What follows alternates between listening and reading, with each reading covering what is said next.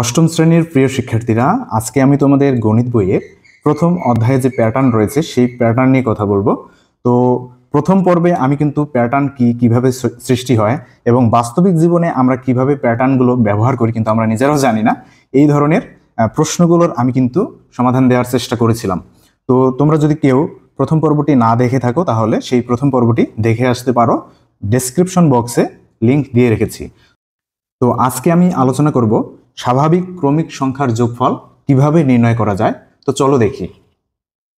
তো দেখো 3 নম্বর পৃষ্ঠায় তোমাদের গণিত বইয়ের 3 নম্বর পৃষ্ঠায় রয়েছে কি স্বাভাবিক ক্রমিক সংখ্যার যোগফল নির্ণয়, তাই না? তাহলে স্বাভাবিক যে ক্রমিক সংখ্যাগুলো রয়েছে, দেখো এটা আগে বুঝতে হবে তোমাকে যে স্বাভাবিক ক্রমিক সংখ্যা কি।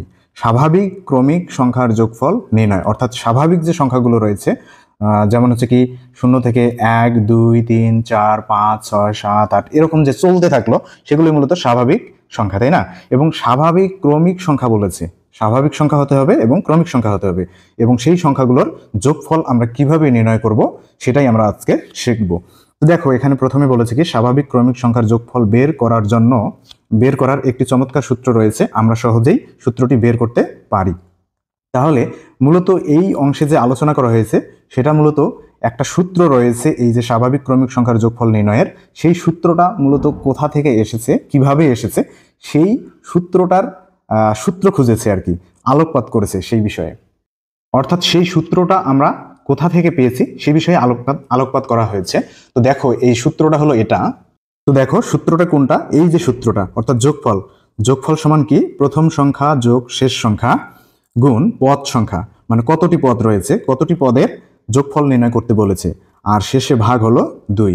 তাহলে কি এই সূত্রের মাধ্যমে আমরা কি করতে পারবো, স্বাভাবিক যে ক্রমিক সংখ্যাগুলো রয়েছে সেই স্বাভাবিক ক্রমিক সংখ্যাগুলোর যোগফল নির্ণয় করতে পারবো। তাহলে এই যে সূত্রটা, অর্থাৎ প্রথম সংখ্যা যোগ শেষ সংখ্যা গুণ পদ সংখ্যা, মানে কতটি পদ রয়েছে, বাই অর্থাৎ ভাগ 2, তাই না? তাহলে এই যে সূত্রটা তৈরি হলো, এই সূত্রের মাধ্যমে কিন্তু আমরা কি স্বাভাবিক ক্রমিক সংখ্যাগুলো নির্ণয় করতে পারবো। তাহলে এই সূত্রটা কোথা থেকে এসেছে সেই ব্যাখ্যাটাই মূলত আমরা 3 নম্বর পৃষ্ঠায় করব। তো দেখো এখানে বলেছে কি যে মনে করি 1 থেকে 10 পর্যন্ত ক্রমিক স্বাভাবিক সংখ্যাগুলোর যোগফল হলো কি ক।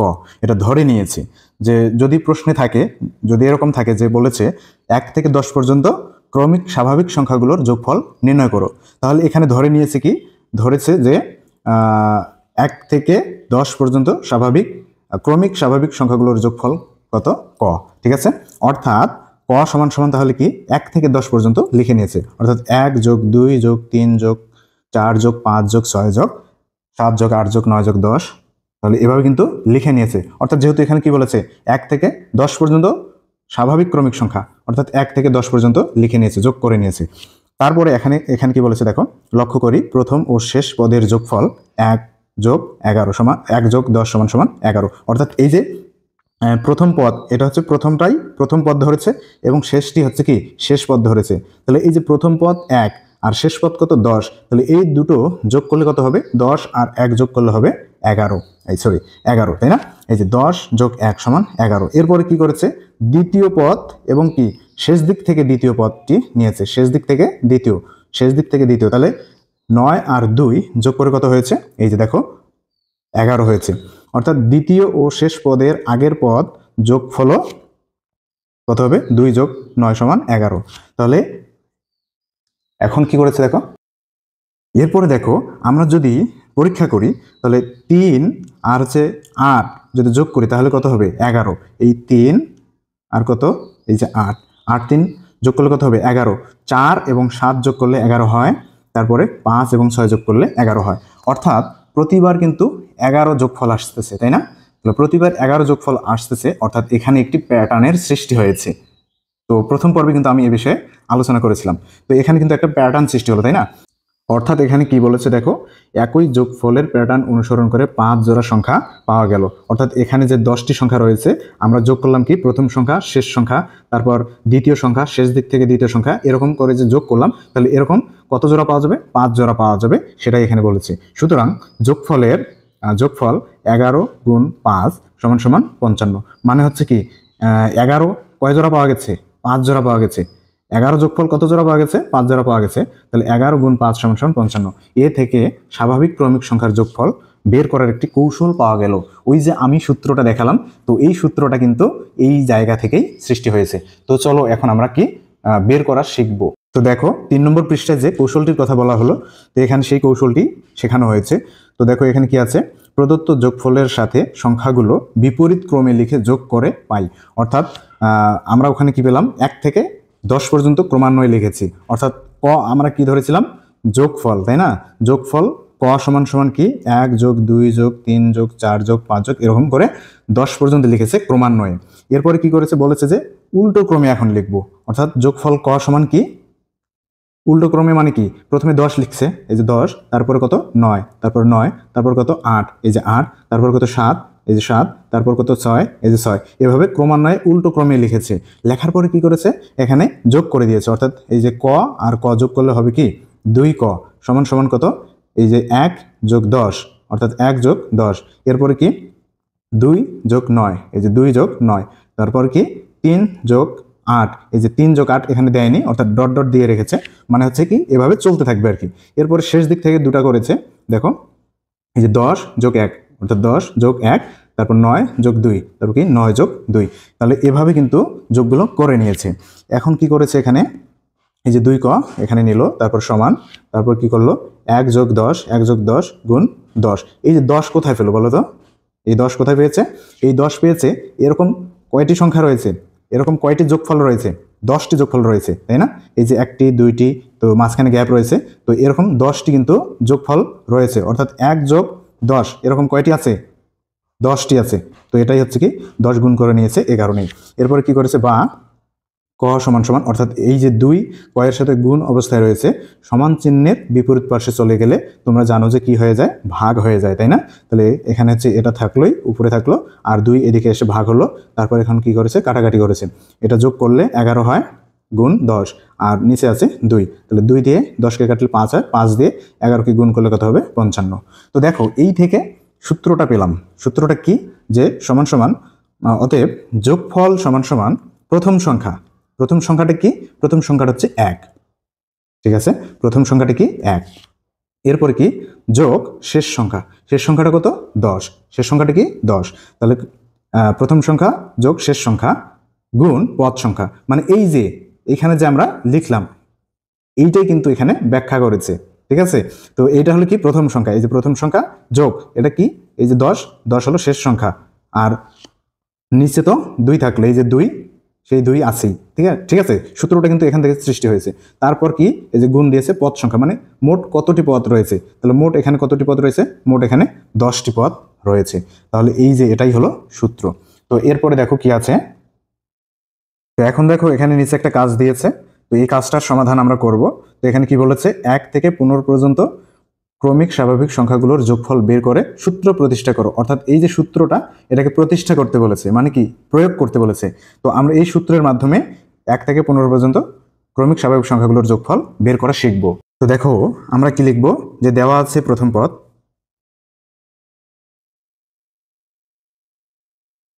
দেওয়া আছে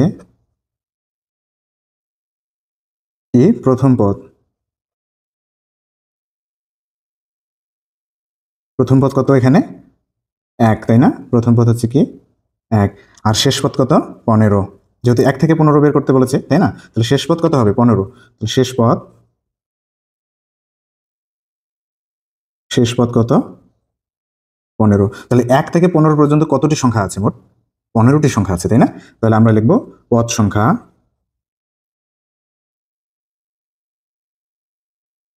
তাহলে পদ সংখ্যা কত 15। এখন আমরা কি করব, আমরা সূত্রটি লিখে নেব। তো দেখো সূত্রটি আমাদের এখানে কি আছে, সূত্রটি হলো কি যোগফল, অতএব যোগফল সমান কি, যোগফল সমান কি, দেখো সূত্রটা আমরা দেখি একবার।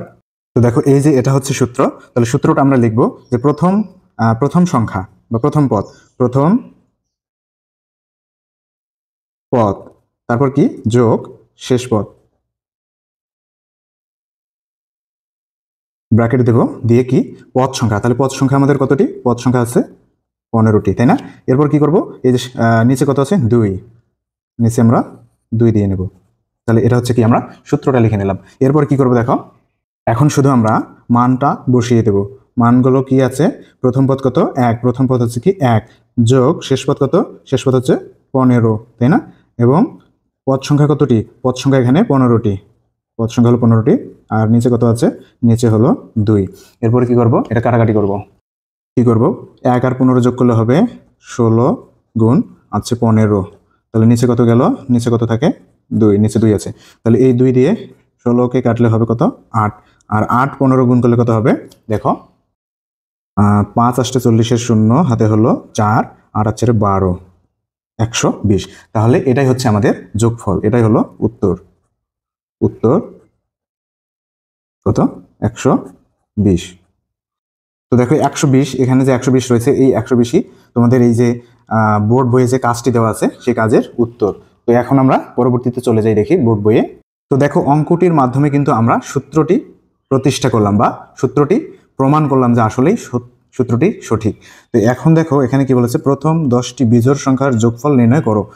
প্রথম 10টি বিজোড় সংখ্যার যোগফল নির্ণয় করতে বলেছে। এখন দেখো প্রথম 10টি বিজোড় সংখ্যার যোগফল কত, ক্যালকুলেটরের সাহায্যে সহজেই যোগ করে পাই 100। তো এটা আসলে ক্যালকুলেটরের সাহায্যে যোগ করেছে, দেখা গেল কত হয় 100। এখন দেখো এখানে কি কি বলেছে, 1 যোগ 3 যোগ 5 যোগ 7 যোগ 9 যোগ 11 যোগ 13 যোগ 15 যোগ 17 যোগ 19 সমান সমান 100, অর্থাৎ যোগ করে দেখিয়ে দিয়েছে। এরপরে কি, এভাবে প্রথম 50টি বিজোড় সংখ্যার যোগফল বের করা সহজ হবে না। অর্থাৎ যেহেতু এখানে কম সংখ্যা রয়েছে, 10টি সংখ্যা রয়েছে, তাই এখানে কি ক্যালকুলেটরের সাহায্যে বের করা সহজ হয়েছে। কিন্তু যখন বেশি দিবে, ধরো যে 100টি দিবে বা 70টি দিবে, 80টি দিবে, তখন কি করতে হবে, তখন কি ক্যালকুলেটর টেপার সময় হবে, অনেক সময় লাগবে। তখন কি করতে হবে, অথবা যদি ক্যালকুলেটর না থাকে তখন কি করবে, তাহলে কি করতে হবে দেখো, বরং এ ধরনের যোগফল নির্ণয়ের জন্য কার্যকর গাণিতিক সূত্র তৈরি করো। তো কার্যকর একটি গাণিতিক সূত্র তৈরি করতে বলেছে। 1 থেকে 19 পর্যন্ত বিজোড় সংখ্যাগুলো লক্ষ্য করলে দেখা যায় 1 যোগ 19, অর্থাৎ কি প্রথম পদ এবং শেষ পদ। এই যে দেখো প্রথম পদ 1, শেষ পদ কত 19, তাই না? আমরা কিন্তু একটু আগেও শিখলাম কিভাবে শর্টকাটে বের করতে হয়। তো দেখো 1 এবং 19 যোগ করলে হবে 20। তাহলে প্রথম এবং শেষ পদ যোগ করলে কত হয় 20। এরপরে দ্বিতীয় এবং শেষ দিক থেকে দ্বিতীয় পদ যোগ করলে কত হবে 20, অর্থাৎ 3 এবং 17 যোগ করলে হয় কত 20, তাই না? এরপরে কি করেছে, তৃতীয় এবং শেষ দিক থেকে তৃতীয়, এই দুটো যোগ দিয়েছে। তাহলে 5 আর 15 যোগ করলে কত হবে, এই যে 5 আর এই যে 15 যোগ করলে কত হবে 20। তো এভাবে দেখা যাচ্ছে যে কি এখানে একটা কি তৈরি হয়েছে, প্যাটার্ন তৈরি হয়েছে, এখানে একটা জ্যামিতিক প্যাটার্ন তৈরি হয়েছে। এরকম 5 জোড়া সংখ্যা পাওয়া যায়। যেহেতু এখানে কতটি রয়েছে, মোট 10টি রয়েছে, তাই কয় জোড়া আছে, 5 জোড়া রয়েছে। অর্থাৎ এরকম এই যে 20 বের হবে যোগ করলে, এরকম 5 জোড়া সংখ্যা রয়েছে। একটি প্যাটার্নে যখন আমরা যোগ করছি তখন কি এরকম 20 যোগফল আসছে 5 জোড়ার।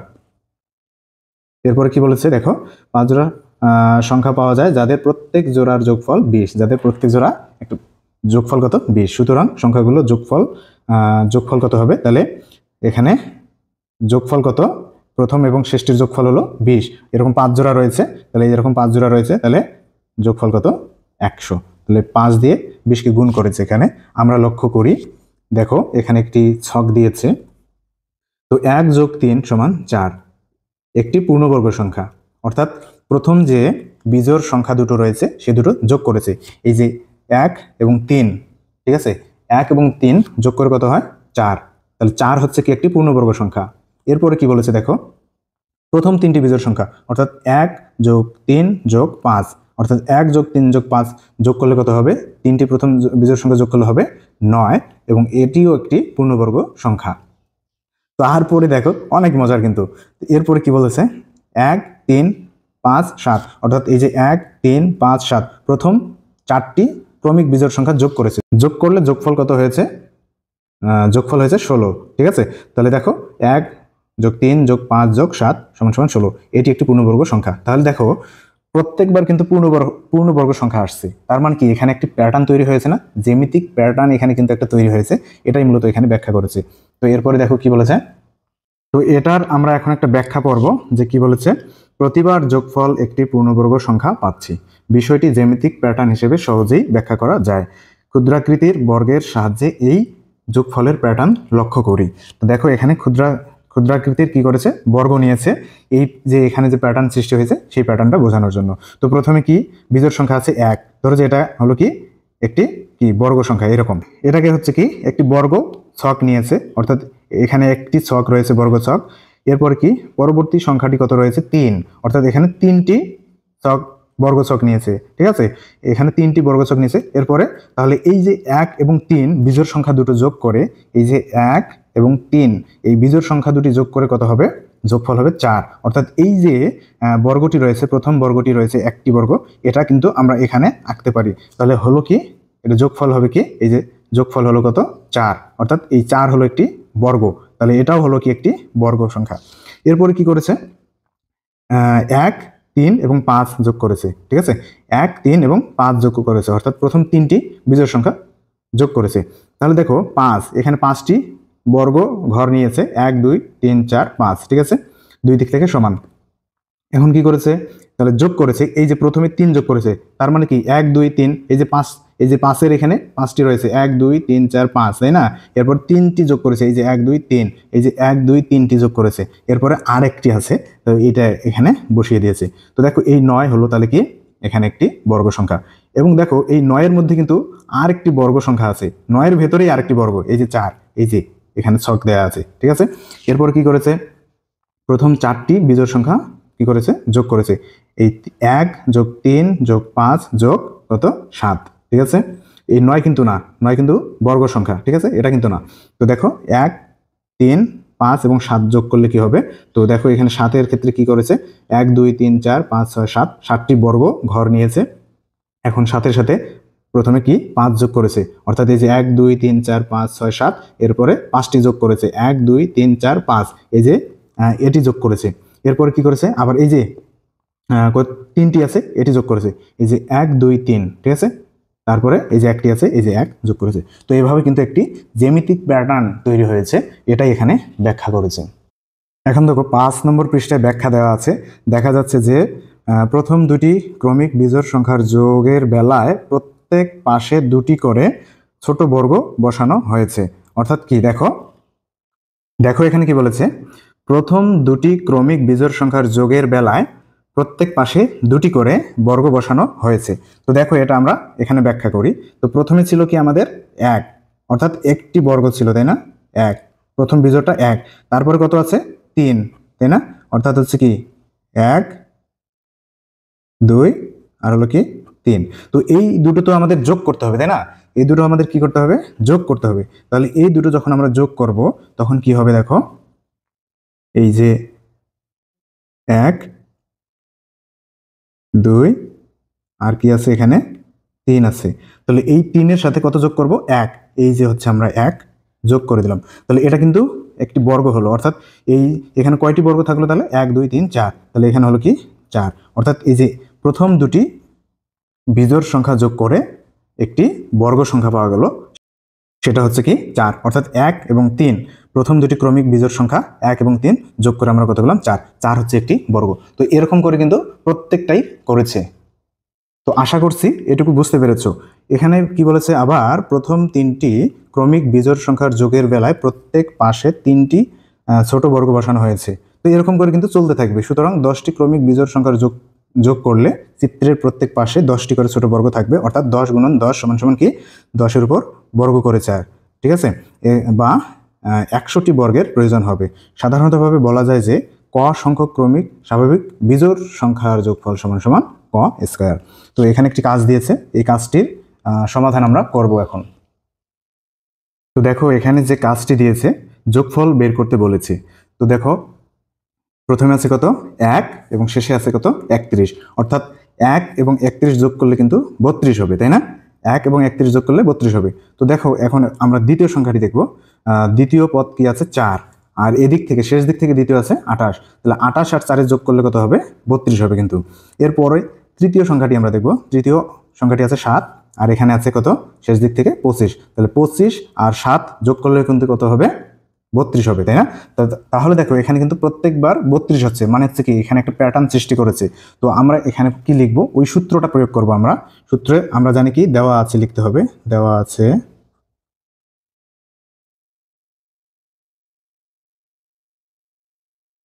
কি দেওয়া আছে? প্রথম পদ।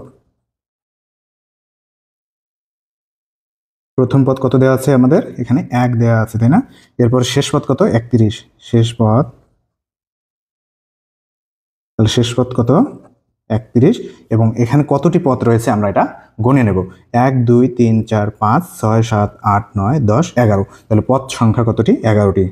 পদ সংখ্যা সমান 11টি। তাহলে পদ সংখ্যা আছে 11টি। তাহলে আমরা এখন কি করব দেখো। তো দেখো আমরা এখানে প্রথম পদ পেলাম কত? 1, শেষ পদ পেয়েছি 31 এবং পদ সংখ্যা পেয়েছি 11টি। অর্থাৎ আমরা গুনে নিয়েছি 1 2 3 4 এরকম করে আমরা গুনে নিয়েছি। তাহলে পদ সংখ্যা কত আমাদের? 11টি। তাহলে এখন যোগফল সমান কি? আমরা সূত্রটা বসিয়ে নেব। যোগফল, তাহলে যোগফল সমান কি? প্রথম পদ যোগ শেষ পদ, আর এটা ব্র্যাকেট দিতে হবে, দিয়ে গুণ হলো কি? পদ সংখ্যা কতটি? 11টি, তাই না? আর নিচে কত আছে? নিচে আছে 2, আমরা 2 দিয়ে নেব। তাহলে নিচে হলো কত? 2। এখন কি করব? মান বসিয়ে দেবো। তাহলে প্রথম পদ কত? 1, শেষ পদ কত? 31, ঠিক আছে? এখন গুণ আছে 11 আর নিচে আছে কত? 2। এরপরে কি করব? এখন আমরা যোগ বিয়োগ কাটাকাটি করব। তো 31 এর 1 32 গুণ 11 আর নিচে আছে কত? 2। তাহলে কাটলে কত হবে? এখানে 16 আর এখানে হলো কত? 11। 2 দিয়ে কাটলে হবে কত? 16 2 32। আর 16 আর 11 গুণ করলে কত হবে? তো 16 আর 11 গুণ করলে, 16 আর 11 গুণ করলে হয় 176। 176, ঠিক আছে? তো এটাই হচ্ছে কিন্তু এই অঙ্কের উত্তর, মানে তোমাদের যে বইয়ে কাজটি দেওয়া আছে তার উত্তর। তাহলে এটাই হলো কি? অ্যান্সার। তো দেখো এখন কিন্তু আমি শর্টকাট টেকনিকটা শিখিয়ে দিচ্ছি। যেহেতু যদি তোমাদের নৈর্বৃত্তিক প্রশ্ন আসে তাহলে তোমরা এভাবে যদি করতে যাও তাহলে কিন্তু প্রচুর সময় লাগবে, অনেক সময় লাগবে, তাই না? তাহলে শর্টকাটে 5 সেকেন্ডের ভিতরে কিভাবে উত্তর বের করবে দেখো। তো প্রথমে কি করবে? প্রথম পদ এবং শেষ পদ, প্রথম পদ এবং শেষ পদ কত? 32 হয়, তাই না? প্রথম পদ এবং শেষ পদ যোগ করব, তাহলে কত হলো? 32। আর গুণ দেব কত? মোট পদ সংখ্যা আমাদের এখানে কত? 11টি। তাহলে 11-র অর্ধেক নিতে হবে। তাহলে অর্ধেক সমান কত? 5.5, তাই না? 11-র অর্ধেক হলো 5.5। তাহলে 5.5 আমরা যদি গুণ করি তাহলে কত হবে দেখো? 176। তাহলে এটাই কিন্তু উত্তর। তাহলে কত সহজ, তাই না? খুব সহজেই কিন্তু বের করা যাচ্ছে। তো যদি নৈর্বৃত্তিক প্রশ্ন আসে তাহলে তোমরা হচ্ছে কি এই মেথডটা অ্যাপ্লাই করবা। অর্থাৎ প্রথম পদ এবং শেষ পদ যোগ করবা। যোগ করলে কত হলো আমাদের এখানে? 32। এবং পদ সংখ্যা কতটি? পদ সংখ্যা আছে আমাদের 11টি। তাহলে 11-র অর্ধেক কত? 5.5। তাহলে 5.5 দিয়ে 32কে গুণ করলেই উত্তরটা বের হয়ে যাচ্ছে। তো শর্টকাট টেকনিকটা আশা করছি তোমরা বুঝতে পেরেছো, ঠিক আছে? তো এরপরে হচ্ছে কি আজকের পর্বটি যেহেতু অনেক লম্বা হয়ে যাচ্ছে, বড় হয়ে যাচ্ছে, তো আজকের পর্বটি এখানেই শেষ করব। তো তৃতীয় পর্বে আমরা শিখব সংখ্যাকে দুটি স্বাভাবিক সংখ্যার বর্গের সমষ্টি রূপে প্রকাশ। তো এই অংশটি আমরা অর্থাৎ 1.3 এটা আমরা হচ্ছে কি তৃতীয় পর্বে শিখব। তো শেষ পর্যন্ত ভিডিওটি দেখার জন্য তোমাদের অসংখ্য ধন্যবাদ। চ্যানেলটি সাবস্ক্রাইব করে না থাকলে চ্যানেলটি সাবস্ক্রাইব করার অনুরোধ রইল।